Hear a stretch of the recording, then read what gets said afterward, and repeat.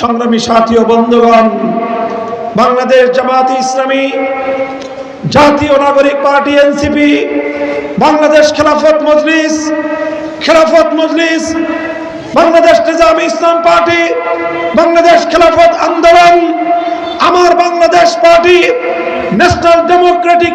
Party LDP, তারপরে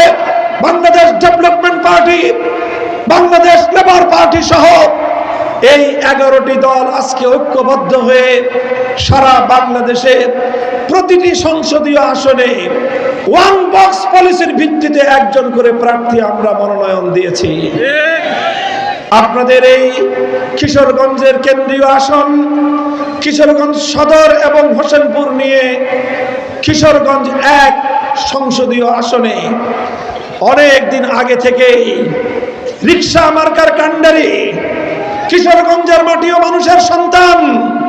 কিশোরগঞ্জের মানুষের আস্থার প্রতীক মুফতি হেদায়েতুল্লাহ হাদি আজ প্রায় অর্ধ বছর ধরে মানুষের দুয়ারে দুয়ারে, মানুষের দ্বারে দ্বারে রিকশা দাওয়াত নিয়ে পৌঁছে গিয়েছে, ঐক্যের ফেরি করেছে। এভাবে জনপ্রিয়তার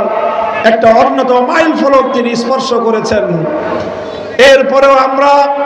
যথাসময়ে এই আসন থেকে ঐক্যবদ্ধ প্রার্থী ঘোষণা করতে পারিনি।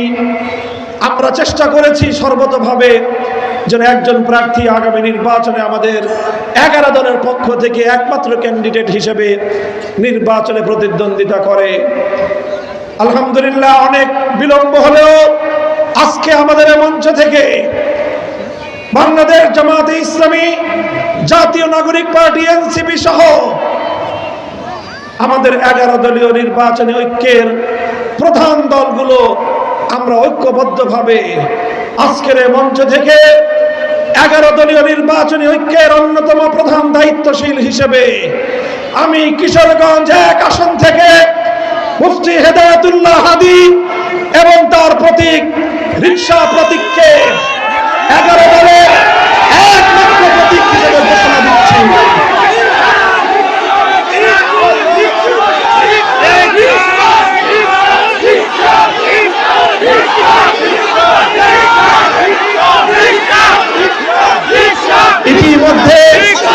ইতিমধ্যে এই বিষয়ে আমাদের 11 দলীয় জোটের সর্ববৃহৎ এবং প্রধান দল বাংলাদেশ জামায়াতে ইসলামীর পক্ষ থেকেও ওনাদের স্থানীয় নেতৃবৃন্দকে স্পষ্ট বার্তা প্রদান করা হয়েছে এবং আজ আমাদের এই কেন্দ্রীয় সফরের অংশ হিসেবে বাংলাদেশ জামায়াতে ইসলামীর কেন্দ্রীয় কর্ম পরিষদের গুরুত্বপূর্ণ সদস্য এবং ওলামা বিভাগের সম্মানিত সেক্রেটারি, বিশিষ্ট আলেমে দ্বীন ডক্টর মাওলানা খলিলুর রহমান মাদানী এবং জাতীয় নাগরিক পার্টি এনসিপির পক্ষ থেকে আমাদের এই সফরের গুরুত্বপূর্ণ নেতা জনাব ফয়সাল মাহমুদ শান্ত, কেন্দ্রীয় যুগ্ম সদস্য সচিব এনসিপির সহ কেন্দ্রীয় নেতৃবৃন্দ, আজকের মঞ্চে একমাত্র প্রার্থী হিসেবে জোটের মাওলানা হেদায়েতুল্লাহ হাদির নাম চূড়ান্তভাবে ঘোষণা করা হচ্ছে। ইনশাআল্লাহ আর অল্প কয়েকদিন আছে। এই দিনগুলোতে আপনারা এই রিকশা প্রতীককে এই আসনের প্রতিটি ঘরে ঘরে, প্রতিটি মানুষের দ্বারে দ্বারে, ধর্ম বর্ণ নির্বিশেষে সব ধর্মাবলম্বীদের কাছে, হিন্দু হোক, বৌদ্ধ হোক, খ্রিস্টান হোক, মুসলমান, নারী হোক, পুরুষ হোক,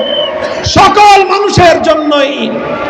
রিকশা মার্কা হলো বাংলাদেশের জাতীয় যানবাহন।